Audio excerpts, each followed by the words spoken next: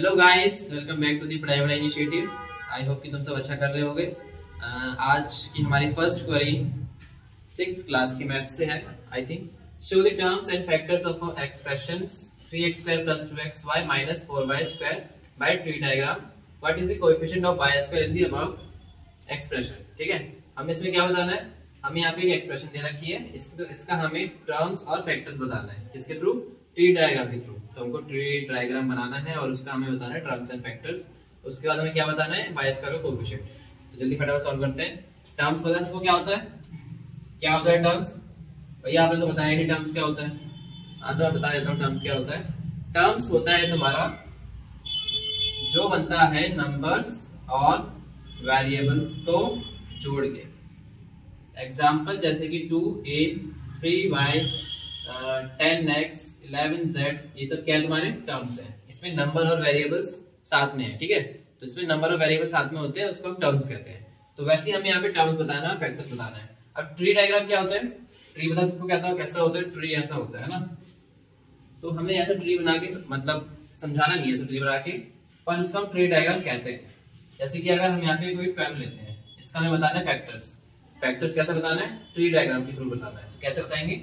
12 को हम यहाँ पे लिख देंगे और हम बताएंगे किस किस टेबल में आता है। पहली बात तो ये 2 6 हो जाएगा, 2 के टेबल में आता है और एक 6 के में आता है ना।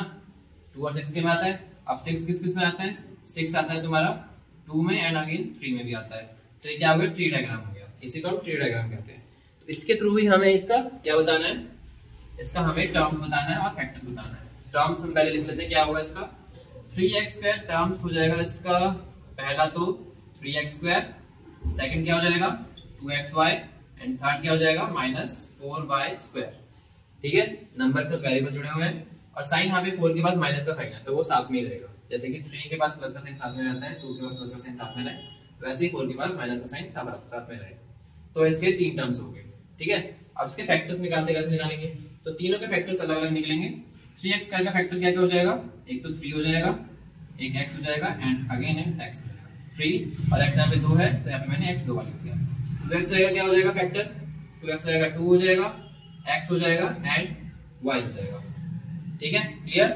एंड -4y² का क्या हो जाएगा? -4 हो जाएगा, y हो जाएगा एंड अगेन y हो जाएगा। तो ये इसके फैक्टर्स आ गए, किसके? 3x² के, 2xy के और -4y² के।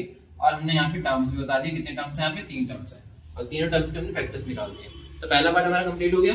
सेकंड पार्ट हम पढ़ते हैं क्या है? What is the coefficient of y² in the above expression. अब कोएफिशिएंट क्या होता है? कोएफिशिएंट तुम्हारा वो होता है जैसे कि यहाँ पे बहुत सारे टर्म्स हैं, इन नंबर के साथ, सॉरी जो वेरिएबल है, वेरिएबल के साथ जो नंबर लगा होता है। ठीक है, जैसे यहाँ पे जो वेरिएबल क्या है, यहाँ पे वेरिएबल क्या है? a है। a के साथ कौन सा नंबर लगा है? 2 लगा है। y के साथ कौन सा नंबर लगा है? 3 लगा है। x के साथ कौन सा नंबर लगा है? 10 लगा है। तो ये इन सब की क्या हो जाते हैं? कोएफिशिएंट हो जाते हैं। a का कोएफिशिएंट क्या है? 2, y का कोएफिशिएंट क्या है? 3, x का कोएफिशिएंट क्या है? 10। वैसे सेम चीज यहाँ पे हमें y² का पूछा है, तो y² का कोएफिशिएंट क्या होगा? जो y² के नंबर के साथ लगा होगा, है ना, y² के साथ जो लगा होगा वो इसका कोएफिशिएंट होगा। अब y² कहाँ है? यहाँ पे y² ये रहा, इसके साथ कौन सा नंबर लगा है? -4, तो इसका कोएफिशिएंट क्या हो जाएगा? -4। ठीक है, समझ आ गया? तो हमने सॉल्व कर दिया and thank you for your time. मिलते हैं नेक्स्ट वीडियो में। बाय।